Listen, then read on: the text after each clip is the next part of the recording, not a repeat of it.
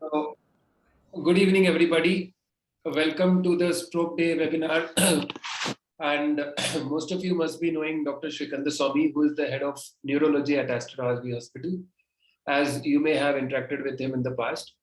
And without any further ado, I would like to invite Dr. Shrikanta Swamy to talk about the World Stroke Day and a little bit about how stroke can be managed and making you all a little more aware about stroke. So over to you, doctor. Thank you, Mayor. Good evening, everybody. It gives me great pleasure to address on the special day that is World Stroke Day, which is 29th of October. It is observed all over the world to create awareness among the public about the stroke, the brain stroke, and it is also observed to get them some information about the progress that is made in the field of brain stroke anywhere in the world, so that they are updated as per the modalities of treatment and investigations available in this field. Now, as we are aware, there are mainly four blood vessels which goes to the brain from the heart, and in these blood vessels, if there is any defect, either because of the blockage or rupture of these blood vessels, that can result in what is called brain stroke. People misunderstand stroke as only heart stroke, but there is also brain stroke, and that is why, to remove this misunderstanding, the World Stroke Organization has made it as a brain attack, like a heart attack, so that people show the same urgency in consulting the doctors as they show towards the heart attack. Now, what is stroke?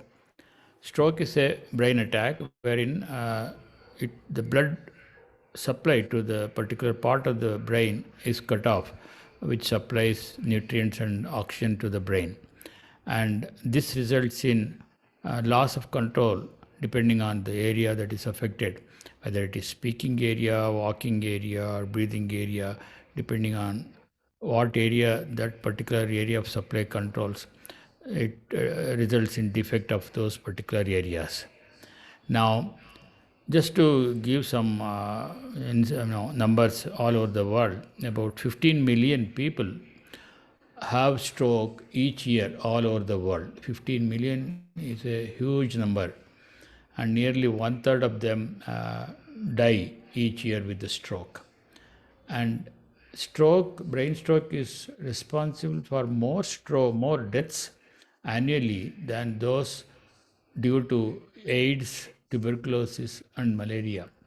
This is important because all over the world, especially in the third world countries where the tuberculosis and malaria, etc., are very common, government bodies put a lot of money and manpower in terms of treating them and taking precautions measures. So there is a huge amount of fund that flows into these areas. Even though stroke is more common than that, stroke receives very less amount of money and manpower in terms of management compared to these two conditions. It is surprising to know that every 6 seconds someone dies from a stroke in any corner of the world, and that is a frequency of stroke, brain stroke, and it is little more common in men compared to women. And the highest rates of stroke mortality and disability occurs in Asia, Russia, and Eastern Europe. And when stroke occurs, brain cells die at the rate of almost 2 million in a minute. You can imagine 2 million brain cells are lost every minute. There is damage. The main message of telling this is that it is important to speed up the identification of the stroke symptom or a TIA symptom, a transient ischemic symptom, which is called a mini stroke also, to prevent this loss of cells. And it can be stroke can be treated if proper care is taken. And because of the new developments in opening up the blocked blood vessels and removing of the clots which are blocking the blood tubes, strokes can be treated now, as compared to the past where we had no treatment for the brain stroke. And stroke is often caused by modifiable risk factors, meaning the risk factors which predispose or make a person susceptible to get stroke, which can be controlled, especially lifestyle factors. And getting people who are affected with the stroke to the nearby hospital which caters to the stroke management is most important to get the maximum benefit. And few lines about the stroke in India. It is the third largest killer in India, and the prevalence is about 40 to 270 per 1 lakh. Nearly 75% of the strokes occur after 50 years. And most importantly, the blood pressure, high blood pressure, is the most common risk factors among all the risk factors for brain stroke. Now, what is the reason why the incidence or the number of stroke patients are more in India is many. Like we have improving of our healthcare system day by day, year by year, and that results in increase in the lifespan, and the person can live for longer time. That is why we identify stroke. And there is change of place, movement of the people, and rapid urbanization and change of lifestyle. And this results in more and more of sedentary type of work, which results in high blood pressure, diabetes, obesity, etc. And increase in the economical capacity of individual, which makes them more likely to have more risk factors, meaning they may consume more alcohol, they may smoke more, they may eat more of junk food, which are all responsible for increased incidence of stroke. And of course, most important thing nowadays is the rising stress, either personal or work-life balance. That is a most important thing that we are seeing nowadays in India. Now, you can see this compared to other few countries like US, Australia, and Europe. The number of strokes per 1 lakh is definitely more in India, because these so-called advanced countries have been able to manage stroke better because of the increase in the health awareness in the public and availability of health facilities. And in India, rural population has little more common stroke incidence than urban, because urban people are aware of their health. I mean, they are health conscious, and they have facilities to treat properly.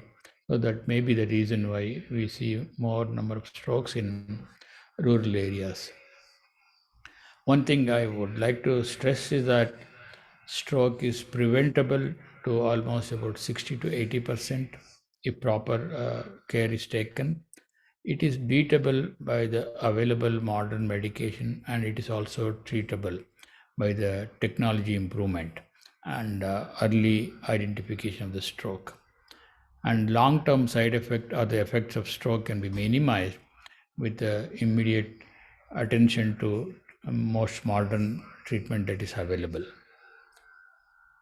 Now, this slide is very impressive to tell you that where almost 70% of the people who are affected with the stroke will have impaired or they cannot function normally, and about 15% should require hospitalization, and about 20 out of 100 requires assistance to walk, and remaining about 30% will require some kind of assistance for their day-to-day activities.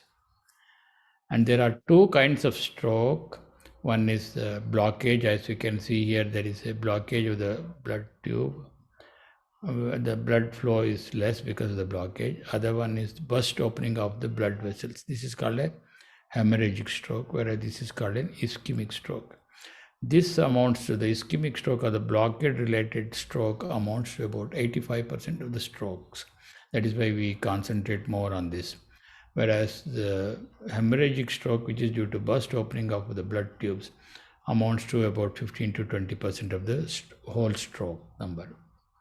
And this is a simple picture which tells you when the blood flow occurs inside the blood tube, there is a increase, a fat deposition, which we call it as atherosclerotic plaque, which results in narrowing or decrease in the blood flow.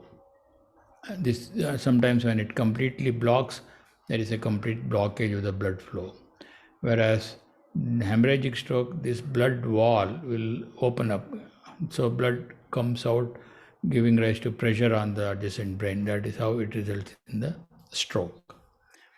And what happens after the stroke onset? About 15 out of 100 people will die within immediate few days. About 10 will recover within few days after the stroke, and about 25 out of 100 remains with minor disability. But a majority of them moderate disability will have a moderate disability that amounts to about 40%, and 10% will have a very major disability, meaning they require day-to-day assistance for everything. This is a normal blood tube. This is how it appears. And when a person who has got stroke, it slowly gets clogged like this. So the blood flow automatically comes down.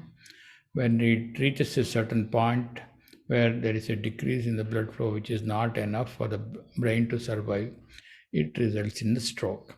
And this is a normal blood tube. This is how it appears. So you can see it is like a clean channel. So it is smooth inside wall inside, because the blood content, when it flows, it slides over this smooth surface without getting attached to this wall, and that results in no formation of this sort of clogging.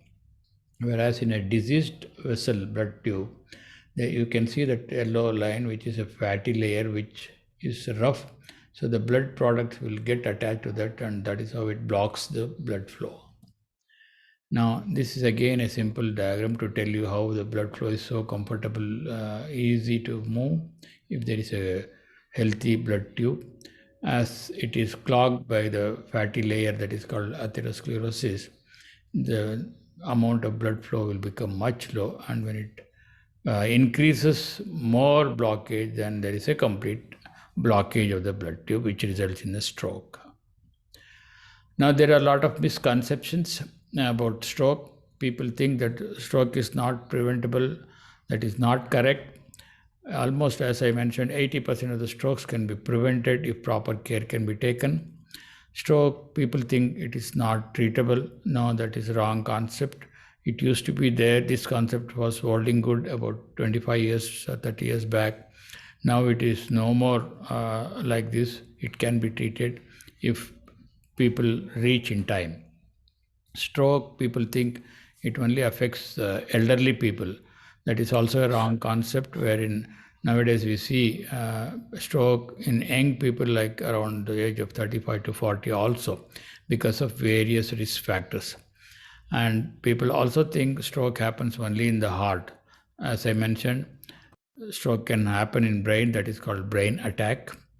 And most people who are affected with the stroke think that all the recovery or whatever improvement that occurs will stop after 6 months. That is again a wrong concept, and stroke can recover throughout the lifetime if properly managed. Now, there can be many symptoms of stroke by which patients may experience. Depending on which part of the brain that is affected, it can be simple confusion without any other thing. So people won't go to the doctor at all. There can be loss of consciousness. So that depending on the part of the brain which controls the conscious level. So people may think it is due to general weakness, low sugar, and many things. And there can be loss of balance, which results in stroke. If there is a blood flow decrease into the balance control area, that can be loss of balance. There can be fall, and there can be blindness. So, and there can be simple vomiting. In fact, yesterday only we saw one elderly lady coming only with the giddiness and vomiting. But when we did the investigation, it proved to be hemorrhagic stroke. So, like that, it can be confusing for a layman. But if you experience any of these symptoms, please visit the hospital and make sure whether you have a stroke. That is the best option that one can do.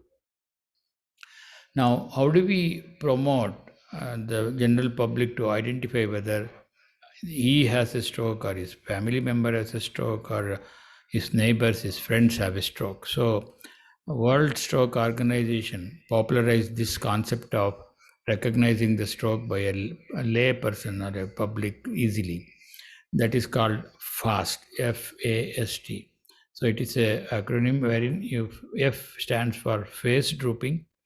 If you see that a person when speaking his face is drooped or sagging to one side, it could be stroke. If you ask a person to lift both arms and keep in front of his chest, if one upper limb or a hand droops down slowly, that can be the stroke. Then if while speaking he finds it difficult to find a letter or word or slumbers to speak, that could be a symptom of stroke. If you see any one of these, you have to think very fast, because every minute you think waste in thinking, it may be dangerous for improvement. So you should, time is a very important factor to call the ambulance and attend to the hospital which treats your stroke. Now the same thing, so you can see the face drooping here to one side. When this lady is asked to keep both the arms up, one arm is drooping down and she is struggling to speak. And when you see any one of these, call the ambulance and get into the hospital where it can be treated. So 3 questions any common person can ask if the neighbors or friends or relatives have suspected stroke. Ask the individual to smile. So you will see that one side of the face is down. Ask him to raise both arms if one arm is drooping, and ask him to speak simple sentences. So if you find any defect in these 3, he may be having stroke. So take him as early as possible to the stroke hospital where it can be treated effectively. These are the risk factors well known to everybody: smoking, hypertension, hormonal treatment for whatever reasons, heart disease, irregularity in the heart beating, inactivity, especially the sedentary type of work like IT people, elderly people who don't do much of physical activity, alcohol consumers and drug abusers. And of course, age is another factor. Above 65, anybody can get. And if somebody has got a past history of stroke, if he is diabetic, and if there is a family history of stroke, overweight, all these things can result in stroke in isolation or in combination. Among these, high blood pressure is the number one enemy for people with stroke, because if 4 people have stroke, at least 3 of them may have high blood pressure which is not controlled. So it is important to understand blood pressure is the most important reason which can give rise to stroke. And even 5 millimeters of reduction of diastolic, that means the lower side of the blood pressure, and 10 millimeters of upper side one, that is systolic, can reduce stroke risk by about 35 to 40%. That is a very significant number. So for general people, it may look very small. 5 millimeters up and down, it doesn't matter. 10 millimeters up and down doesn't matter. No, it really matters, because nearly 40% reduction in the stroke risk can happen. And 6 millimeters of decrease in the diastolic blood pressure can reduce your chance of having stroke nearly to 40%. And blood pressure medications, if properly managed, can reduce your chances by about 36%. So this is important of controlling your blood pressure properly. And this is a chart which gives you to assess yourself. If you are in the red area, meaning your blood pressure is more, your heartbeat is irregular, you are a smoker, cholesterol is more, you are diabetic, you are not exercising properly, you are overweight, stroke in the family, you stand a high chance to get stroke. If you have all these things are under control, you stand a low chance. But if it is borderline, you have to be careful. If you control, you may escape stroke chance. And this is what happens when the stroke occurs. The central part of the brain is completely dead. This is called core, which may not be able to survive. So we may not be able to revive this. But the surrounding area, red zone called a penumbra, is the area where, if acted properly, treated properly, can be saved. And this is what happens if you don't get your treatment in a short time. In the beginning, within few hours, that is less than 3 hours, this red area, which is totally damaged area, is this small. But if you don't get treatment after 6 hours, the same area will expand to this size. And if you don't get in 24 hours, it occupies such a big area. So you will be left out with very severe disability. This is important to understand. This tells us that time is so important in management of the stroke. And we do some investigation when patient, suspected stroke patient comes, like a CT scan or MRI brain, and some important blood tests, and of course an ECG to see whether heartbeat is regular or not. And as I mentioned, time is so important for the brain. We must act fast without wasting time. As I mentioned, as the hours are passed by, the dead area will become more and more. So it is important to act as quickly as possible. What are the best chances to recover? Those people who recognize their symptom very early, and before reaching the hospital, if they can take care, meaning they reach the hospital quickly, and in the emergency, quick evaluation of these patients, and selecting the patients for proper treatment, like controlling the blood pressure and opening by thrombolytic, meaning injection to open up the blocked area. If that is not possible, putting a wire and removing the clot, and if required, surgery, all, and early physiotherapy or rehabilitation. All these things are a good factors to help you recover fast. And stroke system starts in the community. People should be educated. If everyone know how to detect the early symptom, that saves a lot of life and disability. Before reaching the hospital, if the ambulance can give before reaching some precautionary measures, that can save a lot of stroke disability. And in the hospital, proper decision and proper treatment can save a lot of disability and morbidity.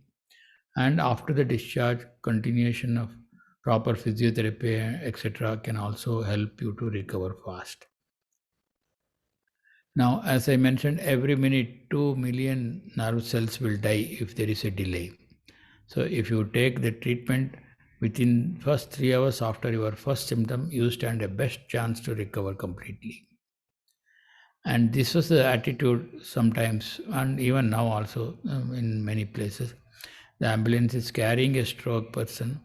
These patients, persons are carrying a person from ward to another ward. So they don't leave the place for the ambulance to move, because they think, after all, it is a stroke, there is no need to rush. So that sort of negative attitude should go from the public mind.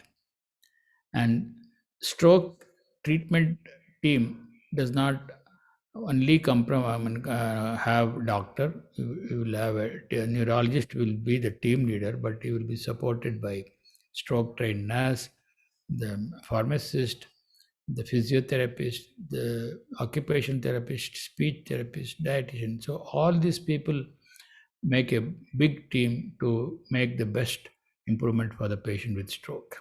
What you do by treating the stroke and getting early treatment, we save memories of the patients who are affected by the stroke, because stroke can affect the memory. We make them able to move around. So stroke can result in paralysis, so they can be bedbound, so they can be back to their mobility. And stroke can affect speech, so we avoid having this loss of speech, and the loss of their singing capacity, loss of lecturing. So many things we can avoid. And we avoid independence, meaning they can drive. If you take the treatment properly, they can move around, they can do their own things, they can do their washing, going to the swimming, etc., etc. And of course, definitely lives can be saved. And how do we fix the problem? One is medical education to the public. They should be able to recognize the symptoms of stroke in their neighborhood, their own family members, and their circle. That results in a huge difference in management of stroke. And important to tell again, time is brain. Every minute counts in here, because clot buster injections cannot be given at a certain time. Usually half hours later it cannot be given. Surgeries have a time limit of 6 to 8 hours. So it is important to understand time is important.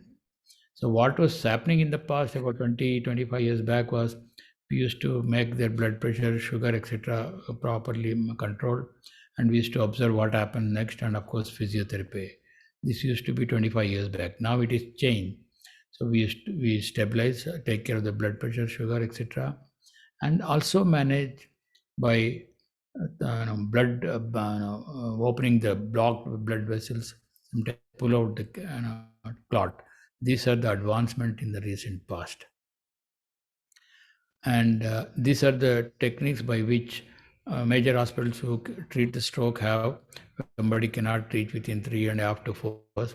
We can remove the clotted or clogged blood tube, blood clot by putting these wire-like things and pulling out the clot. And these are done in very few hospitals, even in Bangalore, including our hospital. And if the person reaches within 4 to 8 hours, we can still consider this to help the patient. And why people don't seek immediate treatment? First of all, they don't recognize the symptom as stroke.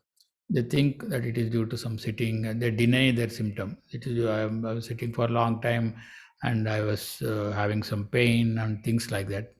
And many people think nothing can be done once the paralysis occurs.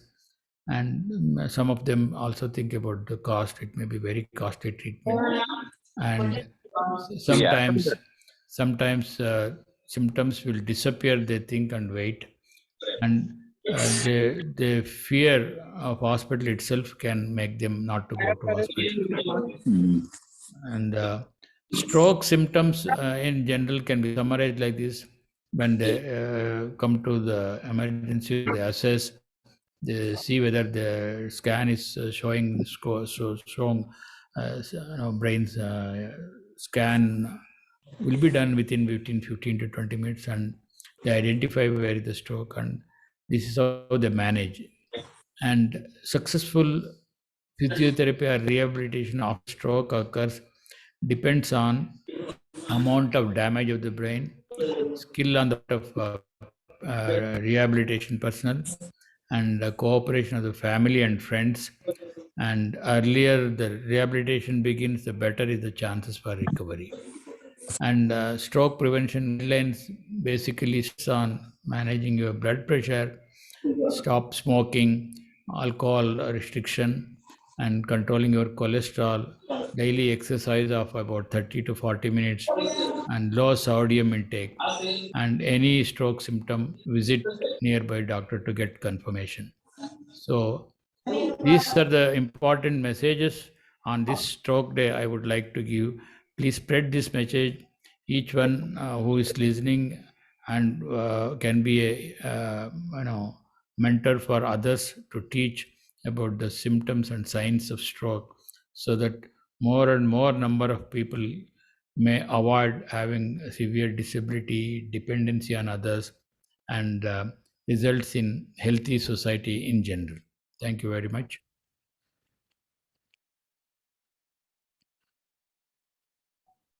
Thank you, sir. If any of you have questions, you may unmute yourself and speak, or you can write it on the chat box so doctor can answer that. I have a question. Please speak it out. Please go ahead. How the sleep influences the stroke? Sleep, you mean? Like whether the sleeping hours varies, if the sleeping hours varies, even that factors? Like what is the minimum sleep for the patient who have already have a stroke? See, sleep has different timings for different age groups. By and large, about 7 hours sleep is ideal for adults, and about 6 hours should be good enough for people who are 65 or 70 plus. Sleep disturbances, erratic sleep disturbances can be one of the reasons, because that in turn results in increase in the blood pressure, and that can worsen indirectly the diabetic state, and irregular eating time again. So this indirectly influences the risk factors for the stroke. That is how they can contribute. A regular, whatever, sleep, it could be eating habits, a regular timely habit, systematic lifestyle is most important to maintain the risk factors, especially blood pressure and blood sugar. And indirectly, that is how it helps to manage or control the stroke also.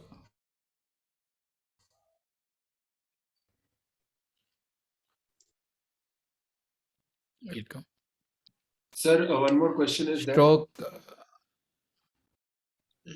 Stroke can be inherited in a very small group of patients if there is a strong family history of parents, brothers, sisters of stroke. After 60 years earlier, there may be a slightly increased chance of a person getting stroke if risk factors there is high chance, but without any risk factors, stand a little more chance to get stroke. So yes, there is an inheritance pattern also in family history.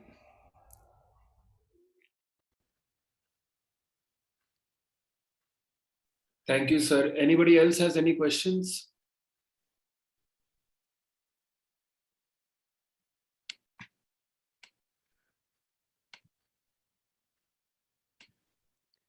Yeah, if there are no questions, we can wind up, Mayur. Okay, in case any of you have questions, you can write it down. We'll give you 30 seconds. Otherwise, if we have no questions, we can wind up. So let us wait for 1 minute, sir. If no one has questions, then we will wind it up. Yeah, sure. Okay.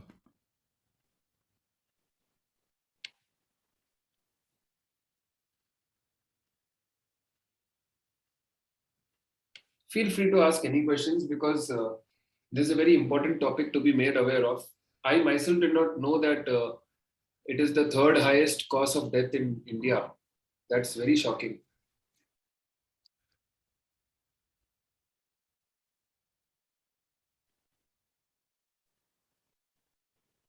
Okay, thank you all for joining. Okay, one more question is there, sir. What is the youngest age one can have stroke? Stroke can occur from 1-day baby to 99-year-old, depending on different etiology or causes. In young children, there can be blood defects which can clog, like sickle cell anemia, etc., can result in stroke in very young children. Whereas in older people, it will be these common risk factors which I mentioned. So there is no age bar for stroke. Any age can be affected. Are stroke hereditary? Akshat is asking. As I mentioned the previous time and a few minutes back, yes, small number of people have stroke due to hereditary. If there is a strong family history of parents or first degree relatives have stroke, especially in young age. Okay, sir. Okay, one more question is there, sir. I think Sam is asking, is that fine stroke patients work for night shift? Huh. Is it okay if a stroke patient works for night shift? Ideally, if there are no risk factors and if person has already a stroke and if he is young, he may take the chance, but we usually do not recommend that, because night shift is a disturbance of his sleep and stress, and that indirectly influences the risk factors, can result in incidences of stroke which can be more in such persons. Ideally, no. Thank you, sir. I hope that has answered all your questions. And in case you have more questions, you can write it down now. Otherwise, you can reach out to us at Aster RV Hospital. I'll also drop in my number if you want any more questions answered by sir. Okay, one more question is here, sir. What are the precautionary things a stroke person needs to keep in mind while traveling? Traveling again, not to sit at a single place for long hours because the blood can clog in the blood tube in the legs or hands, and that can travel to the brain and result in stroke. So they have to move their hands and legs and at least change their position as often as possible, and drink lot of water to make the blood flow easy. There can be relatively thickness of the blood if you sit for a long time without hydrating yourself. So these are 2-3 precautions which you have to take. Thank you, sir. So it was a very nice session on the stroke day, and thank you for taking out your time, sir, for answering all these questions. And all of you, thank you for coming and asking these questions so that we got more awareness among each other. A lot of us did not know a lot of aspects, and these questions actually helped us. So thank you, sir, and wish you all a happy stroke day, and hope this information helps you save a life. Thank you. Good night. Thank you. Good night.